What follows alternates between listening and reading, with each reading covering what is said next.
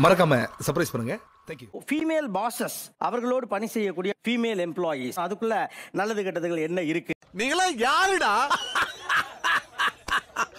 How do I tell you? பெண் தலைமை அதிகாரிகள் ஒரு பக்கம் இருக்காங்க, இன்னொரு பக்கம் பெண் ஊழியர்கள் இருக்காங்க. எப்படி நீ கலங்கஸ்தப்பா? நம்ம முதல்ல கொஞ்சம் ஜாலியா ஆரம்பம். பாஸோட நம்ம பேசிட்டு இருக்கோம். அவங்க அங்கிட்டு போயிடுவாங்கல்ல. போன பிறகு அவங்க என்ன சொல்லி பேசுவீங்க? அந்த செயல்படுங்க. டேய் நீ படுவா பரதேசி உன்னை மீட்ல வந்து மிதிக்கிறான். சொர்ணாக்கா கிளம்பிட்டாங்கடா. சொர்ணாக்கா கிளம்பிட்டாங்க. ஒரு மீட்டிங் ரூம்ல இருக்கோம் அப்படின்னா அப்பதான் அவங்க ஒரு பெப் டாக் மாதிரி எல்லாம் கொடுத்திருப்பாங்க. இதெல்லாம் கொடுத்து முடிச்சிட்டு எஸ் டீம் கோ அந்த மாதிரி மோட்டிவேஷனா பேசுவாங்க. மீட்டிங் எல்லாம் முடிஞ்ச அப்புறம் இப்படி ஒருத்தர் எல்லாரும் பார்த்துட்டு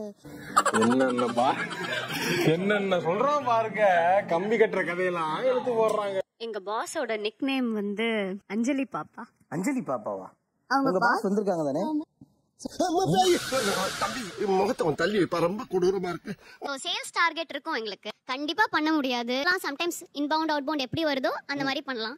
சரி அவங்க சொல்லும் போதே நாங்களும் சிரிப்போம் அவங்களும் சிரிப்பாங்க. மீட்டிங் முடிஞ்சோடனே கண்ணத்தை பிடிச்சி கள்ளி அப்படி கிள்ளிட்டு எல்லாரும் போயிடுங்க. எல்லாமே பண்ணுவோம். ஜாலியா இருக்கும் போல இந்த ஆபீஸ். இருக்கும்டா. அடுத்தவங்க காசுல ஆட்டையை போட்டு வாங்கினா நல்லா இல்லாமையா இருக்கும். ஒரு அஜெண்டா ஒண்ணு வச்சிருப்பாங்க, அதே தான் டெய்லியும் சொல்லுவாங்க. ஃபர்ஸ்ட் டே சொல்லும் போது மானே தேனே இருக்கும், செகண்ட் டே மானே மட்டும் தான் இருக்கும். ஆரம்பத்துல இருந்தே ராங்கா போய்கிட்டு இருக்கு. ரணமா ஆயிரும். யாருக்கு யாருக்கும் தேர்ட் டே அது ரெண்டுமே இல்லன்றப்பதான் நம்ம ஒர்க்கே ஸ்டார்ட் பண்ணுவோம். நான் தான் சிரிச்சேன். சொல்லிட்டு சிரிங்க. நான் சிரிக்க போறேன். எங்க பாஸ் நாங்க எப்பவுமே செல்லமா தலைவீனே கூப்பிடுவோம். அவங்க செல்லமா நினைச்சுக்கிறாங்க. தலைவீன தலையில வைக்கிறதோட இது வந்து அவங்களுக்கு அது தெரியாது.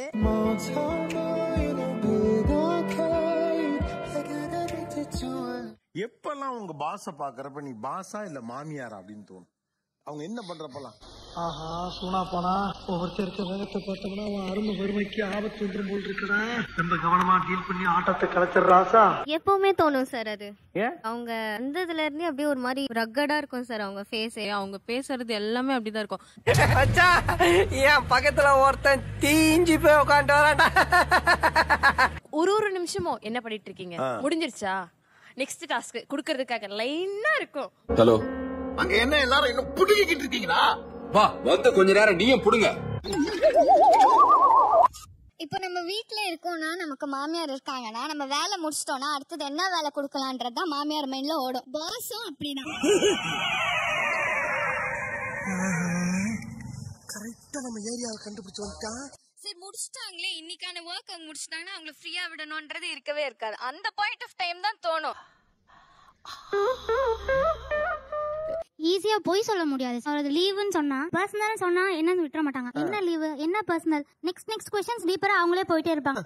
அவ்வளவுக்கு கிரைண்டரா கிரைண்ட். இந்த ஒரு பொய் சொல்றது வந்து கஷ்டமா இருக்கும். இதே மாமியார் கிட்ட எப்படியோ அதே மாதிரிதான் அங்கேயும் சேம். சிம்ரன்ஸ் என்னடா இது? என்னம்மா இது? என்ன பொய்யெல்லாம் சொல்ல முடியலன்னு வருத்தம். ஏப்பா அவ உன்கிட்ட கேட்டாளா? பர்சனல் இஷ்யூன்னு சொன்னா ஏதாவது கொஞ்சம் புரிஞ்சுக்கணும். அது என்ன பர்சனல், அதுதான் பர்சனல்னு சொல்லட்டுமே, அப்புறம் என்ன பர்சனல்னு கேக்குறது. இவன் வேற என்னை ரொம்ப டார்ச்சர் பண்றான்டா. நாங்க சொல்லுவோம்ல வர்றதுக்கு லேட் ஆயிடுச்சு எதுவும் பண்ணா அதெல்லாம் பண்ணிட்டு தான் நாங்களும் வரோம், உனக்கு என்ன வர்றதுக்கு அப்படின்ற ஒரு பாயிண்ட் அவங்க கிட்ட இருந்துகிட்டே இருக்கும். அப்படிங்களா? ரொம்ப ரொம்ப சாரி சார். அப்படித்தான்டா பேசுவேன், அப்படித்தான் பேசுவேன். ஆக்சுவலி பாத்தீங்கன்னா ரொம்ப சென்சிட்டிவான விஷயம் எல்லாம் வந்துட்டு நம்ம மேல் பாஸ் கிட்ட கேட்கலாம். பட் ஒரு பர்டிகுலர் பாயிண்ட்க்கு மேல பாத்தீங்கன்னா क्वेश्चन பண்ண மாட்டாங்க, கேட்க மாட்டாங்க. என்னது? நமக்கு என்ன வேணுமோ அதை கிராண்ட் பண்ணிடுவாங்க. பட் ஃபீமேல் பாஸ் கிட்ட இருக்கும்போது நமக்கு அந்த ஆப்பர்ச்சுனிட்டியே கிடைக்காது. பிகாஸ் நீங்க என்கிட்ட ஓப்பனா பேசலாம்னு சொல்லிட்டு நம்மள எந்த அளவுக்கு குடைய முடியுமோ அந்த அளவுக்கு குடைஞ்சு எல்லாத்தையும் வாங்கிடுவாங்க. எனக்கு வருத்தம்ப்பா, எனக்கு ரொம்ப வருத்தம். இத்தனை நாள் என் கூட பழகிட்டு இப்படி பண்றீங்க, அசிங்கமா இருக்குதா? குழந்தைக்கு உடம்பு சரியில்லை அப்படின்னு நம்ம சொன்னோம்னா எல்லாம் ஃபேஸ் பண்ணி தான் ஆகணும். நீங்க அவ்வளவு ஸ்ட்ரென்த்தா அவங்களுக்கு ஃபுட் கொடுங்க, ஸ்ட்ராங்கா வச்சுக்கோங்க. என்ன ஒரு புத்திசாலித்தனம். நாங்களும் இதை தாண்டி தான் வந்திருக்கோம் அப்படின்னு கிளாஸ் எடுக்க ஆரம்பிச்சிடுவாங்க. ஆக்சுவலா அந்த பர்சனல் அப்படின்னு சொன்ன பிறகு அது என்ன பர்சனல் ஏன் கேக்குறீங்க? இது ஒரு நல்ல கேள்வி. பதில சொல்றா சார். நம்ம அந்த இடத்தை தாண்டி தான் சார் நம்மளும் பாஸா வந்து உட்கார்ந்துருக்கோம். நம்ம ஏதாவது ஒரு க்ளூ கொடுத்து அவங்களுக்கு அந்த இடத்துல இருந்து வெளியில கொண்டு வர முடியுமா? ஓ அப்படியா விஷயம்? ஒரு நிமிஷம். அவங்களுக்கு அப்போதைக்கு உங்கள்ட்ட தேவைப்படக்கூடிய உதவி ஒரு நாள் லீவு தான் சார். அப்பதான் எங்களுக்கு ஒர்க் டன் முடிக்க முடியும் சார். இந்த மோட்டிவேஷன் டாக்லாம் மீட்டிங்ல வச்சுக்கணும். இங்க இல்ல. ஐயோ, எந்த ட்ரெண்ட்ல பேசினாலும் எந்த ரூட்ல போனாலும் விடவே மாட்டேங்கிறானே, நான் என்ன பண்ணுவேன்? ஒரு விமனால ஐடென்டிஃபை பண்ண முடியும். எல்லா டைமும் பர்சனல் சொல்லும் போது நோண்டி இருக்க மாட்டோம். ஏதோ போய் தான் சொல்ல வராங்க, என்னதான் போய் சொல்றாங்களேன்னு தெரிஞ்சு போன்ற ஒரு ஆர்வம் தான். எப்படி உங்களால அதை கண்டுபிடிக்க முடியுது? அதே நிலைமையில இருக்கும் போது நானுமே இதை பண்ணிருப்பேன். பர்சனலாவே இருக்க வேணாம். என்னோட கேஷுவல் லீவு மந்த்லி 2 லீவ் இருக்கு. நான் அது பர்சனல் சொல்லி எடுக்கணும். நீங்க அது ஏன் ரீசன் கேக்குறீங்க? அவர் கேள்விக்கு பதில் சொல்லுங்க மாமா. எங்கடா வைரம்? ப்ராபபிலி அவங்களுக்கு வந்து அந்த ஃபுல் டே லீவ் தேவை இருக்காது. என்ன ரீசன் தெரிஞ்சுட்டா அந்த ஹாஃப் டே லீவ் கொடுத்துட்டு வேற யாருக்காவது அந்த அசைன் பண்றதுக்கு தான் இன்னும் क्वेश्चंस கேக்குறோம். புடிங்க இருப்ப போட ஸ்ட்ராங்கா டீ வாங்கிட்டு போ. இப்போ ஒரு லீவ் எனக்கு குடுக்குறாங்கன்னா அது ஃபுல் டேவா நான் யூஸ் பண்ணணுமா ஹாஃப் டேவா யூஸ் பண்ணணுமா, இது எனக்கு அவசியமா அவசியமற்றதாங்கிறத நான் தான் டிசைட் பண்ணணும். ஒரு யானைய வந்து பூனை உரசி பார்க்கணுங்கிறத நினைக்கும் போது என்னால என்னுடைய ரத்தம் கொதிக்கல, முடியல, என்னால முடியல. இத நீங்க என்ன பண்றீங்கன்னா என்ன ரீசன் கேக்குறீங்க, அதுல இன்னும் டிகின் பண்றீங்க. எனக்கு அவசியமா இல்லையாங்கறத நீங்க முடிவு பண்றீங்க. உண்மை சார். ஆர்கனைசேஷன் என்ன சார்? ஆர்கனைஸ்டா இருக்கிறது ஆர்கனைசேஷன். தெரியலமா என்ன சிரிப்பு ராஸ்கல், என்ன சின்ன பிள்ளைத்தனமா இருக்கு. ஒரு ஆர்கனைஸ்டா இருக்கு, ஒரு மிஷன் இருக்கும், ஒரு விஷன் இருக்கும், ஒரு வேல்யூ இருக்கும். கேஷுவல் லீவ்னா என்னமா? கேஷுவல் லீவ்னா கேஷுவலா எடுக்கிற லீவ் தான். உன் ஐடியாவை தூக்கி ஹெலிகாப்டர்ல ஏத்த எருமை. பட் நம்ம எல்லாரும் ஒரு டீம்ல இருக்கோமா?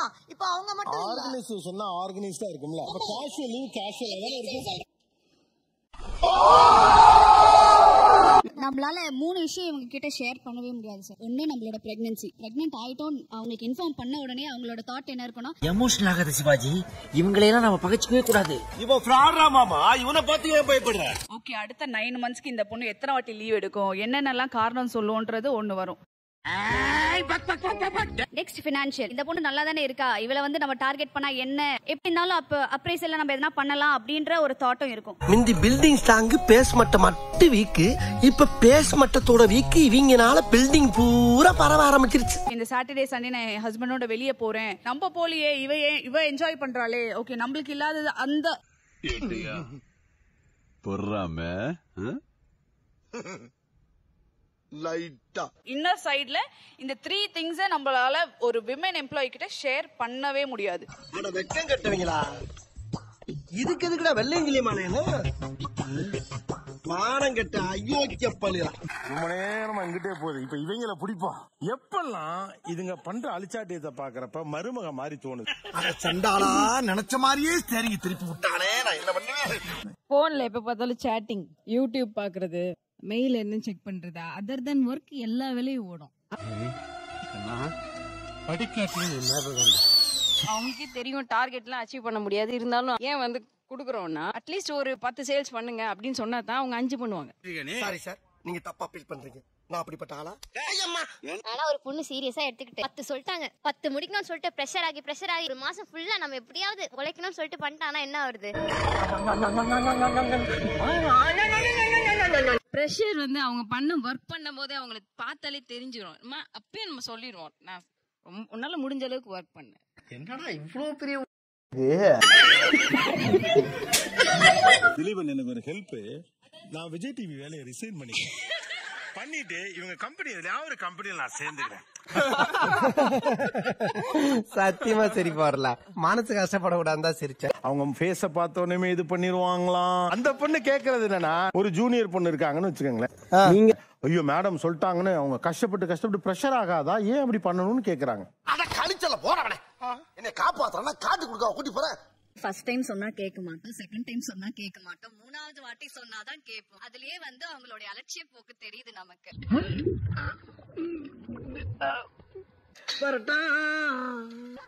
நல்ல கலர்ஃபுல்லா குத்துற பார்த்தே இல்ல, இடத்த காலி பண்ணு. நான் சொல்ல குத்து வேற, நீ செஞ்சா குத்து வேற, என்னையே குத்து. என்ன குத்தவா? ஓ மோதிர கையில ஒரே ஒரு குத்து குத்திர.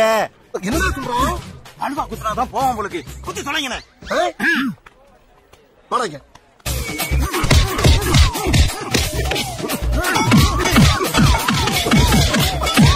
போதுமில்லடா, போடா.